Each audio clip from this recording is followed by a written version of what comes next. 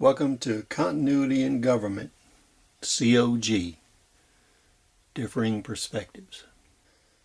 I really enjoyed the conversation that was generated by General S. Lee and Irish on COG, some of the opinions of what's going to happen, possibilities of what could happen, and what the different responses are and mindsets of the people involved. I went back in my library and I have an extensive collection of civil defense publications from the past. And what I have here is the Civil Defense Operational Plan for the state of California from 1959. If you want to go down the rabbit hole and see where it leads and what the actual response and planning are, this is a really good example. This book was published in an era prior to computer usage, so everything that would be used is in print. An interesting fact that the government uses is they release a lot of information to the public, but the way they do it limits the access to the information. A lot of times what they'll do is publish a report, and they'll have a distribution list of 14 entities.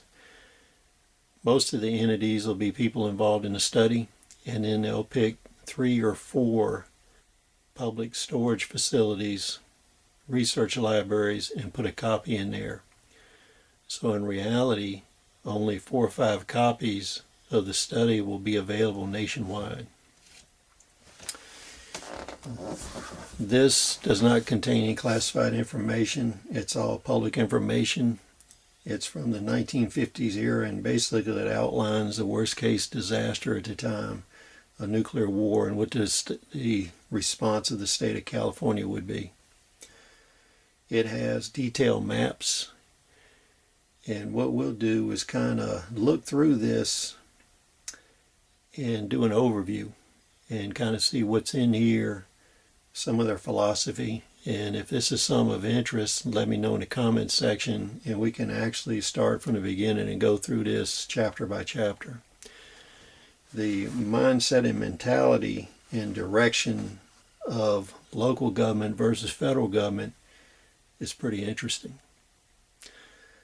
One thing that is obvious is the federal government does not share all of the information or their plans with the state governments. And the same thing for state with local governments. The classification and withholding of information is segmented. So at each lower tier of government, less information and direction is available. It's interesting to note that the COG plans of the federal government are so secret, less than 12 members of Congress are cleared to actually view them. So that gives you an idea of the secrecy of this program.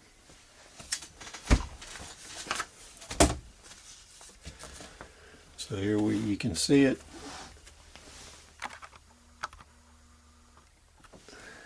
So here we go. State of California, Disaster Office, January 1959. Governor Edmund Brown, Civil Defense Operations Plan.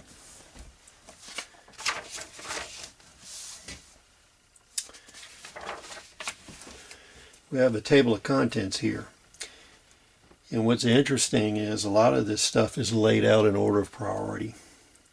So you can see the basic plan is made up of situational analysis, the mission, the organization of the state, the general plan and operational concept, various tasks, supply and transportation, communications, and control centers. And you'll notice how supply, transport, communication, and control centers are some of the last issues discussed in the plan. And then the annexes are extremely enlightening, because this book talks about a lot of older technology, such as the Conrad warning system, which is no longer in use. It was replaced by the system we have today on the radio stations now that's fully automated, computer controlled. But we have attack warning, Conrad broadcast, communications, and emergency welfare. And emergency welfare does not mean what most people think it means. We can get into that and discuss what that actually means later. Engineer, which is a very interesting chapter. Then we have fire, food supply, information education, law enforcement, manpower, and on it goes all the way down to utilities, operational information, refuge, and the bottom thing, which is very interesting, is central registry. Now I know under the FEMA program, the central registry is made by the U.S. Post Office, and in time of emergency, all people will be required to show up at the local post office and register themselves. That way the government had a list of who is where so they can access that talent.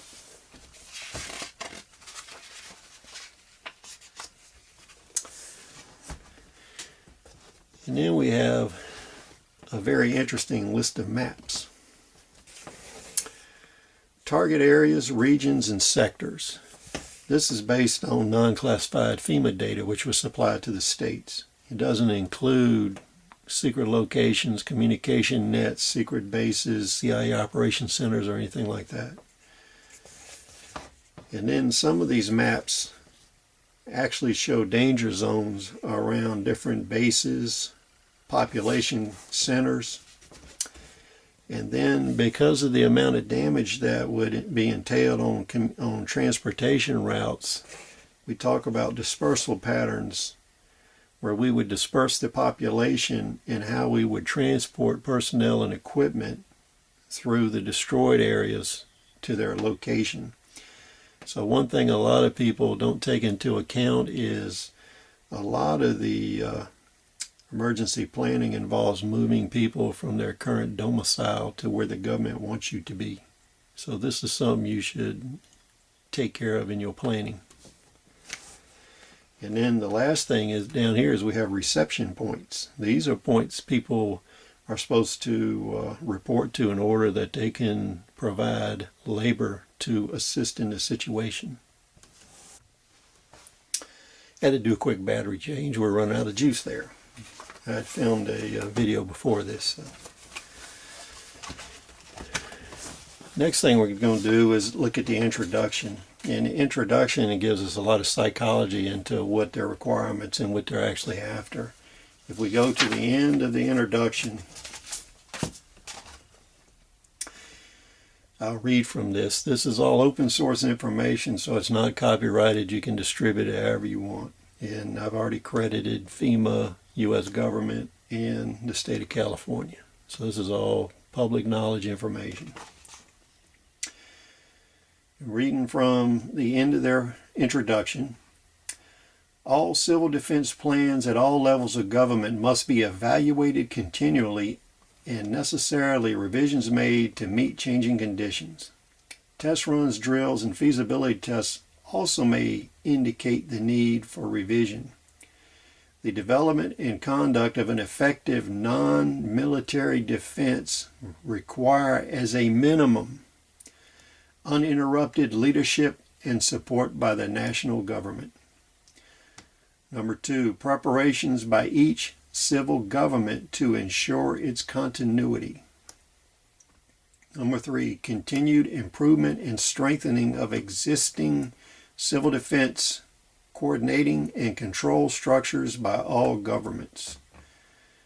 Number 4, preparation of effective civil defense operations plans at all levels and development of the capacity to execute them efficiently. And number 5, a well-informed and well-prepared public able and willing to actively support and participate in its civil defense responsibilities. And as you can see from number 5, we have pretty much failed, because if less than 3% of the public is concerned with civil defense, it's going to be a disaster. And we'll read their byline here, which is extremely interesting.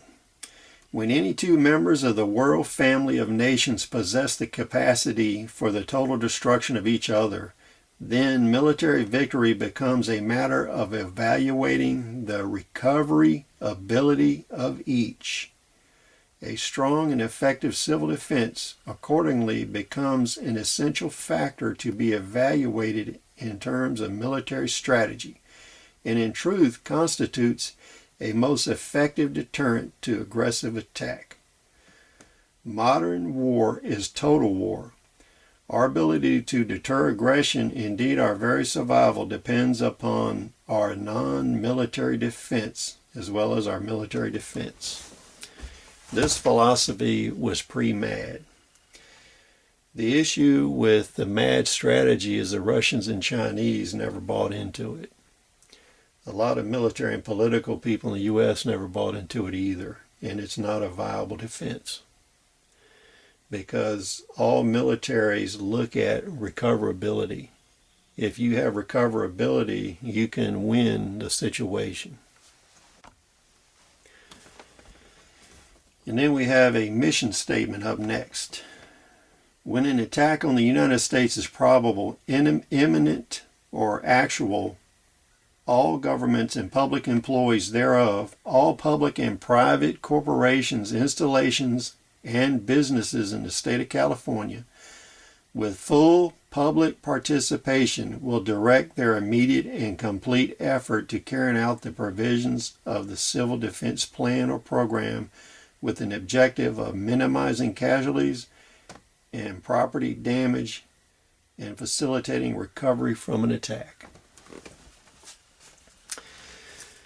Now, these statements kind of give you a philosophy that basically the government is looking at survivability of the government primarily. And then the secondary issue would be recovery operations. So the public would basically be left upon their own until such time as war fighting, national recovery has begun to occur and they can re-exert control. As an example of some of the detail they went to in planning for civil defense operations back in the 50s and 60s. This is a map from the book. It's Map F, Region 1 Dispersal Transportation Pattern, CalOp-1. And in here, all evacuation routes are already mapped. This is an indication of some of the detail of planning. This is an example of the Stockton danger zone. You can see here the outer zone here, danger boundary area. This is based on projected rad concentrations, nuclear bombardment, etc. This is a very interesting map here. This goes into California mutual aid regions. It shows sectors, target areas, and overlapping boundaries where you would have mutual aid between different areas. But as I talked about before in one of the RAND studies, RAND did a study of California specific to nuclear bombardment where 10 nuclear weapons were used on transportation centers and industrial centers. And because these centers are located in population areas, what they served to do was cut transportation routes. So you ended up cutting California into 14 unconnected sub-states. And for whatever duration of radiation and destruction of bridges and roads lasted, these areas could only be accessed via air. Ground transportation was very limited because of rivers and the topography involved, mountain ranges, etc. Their plan also included using existing communication nets. Today, with the FEMA capacity, the FEMA communication vans can overtake all of these comm nets and operate off of them and control them with the new digital technology. So FEMA could move into an area and operate these nets for recovery purposes. But here in enclosure 16, we have Division of Highways Radio Net. And on enclosure 17 here, we have Department of Fish and Game radio installations.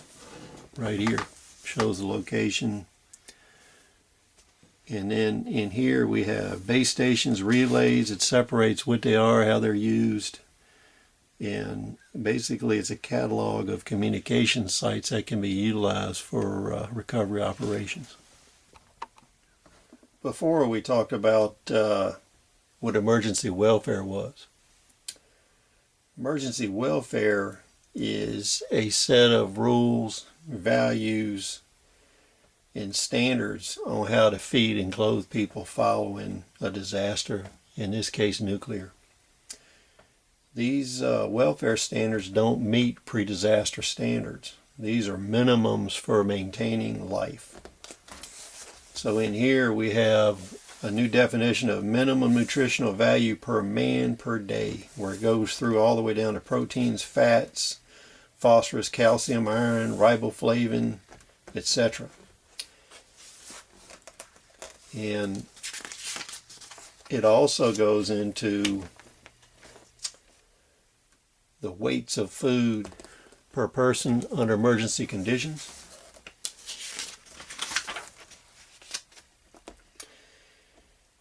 And in later appendices, it talks about radiation and how much radiation is acceptable for food fed to humans, which is kind of interesting because most people have never seen those charts. And then it actually breaks down, moving over into lodging capacities. It gives lodging capacities per town. So they've already gone through and calculated how many people they can ship into your area and board.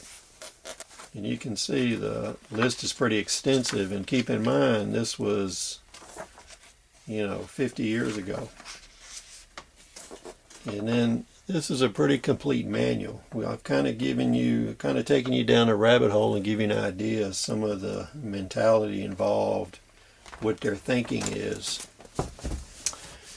If this subject interests you, we can continue and go through chapter by chapter and gain a little more knowledge of what state level defense versus the federal level defense is thinking. But the best way to sum it up is you're on your own until they get control of the situation, and then they plan on reestablishing control. And if they need your materials or labor, they will take it. That's kind of what the situation is. Please comment, rate, subscribe. We'll see you on the next video.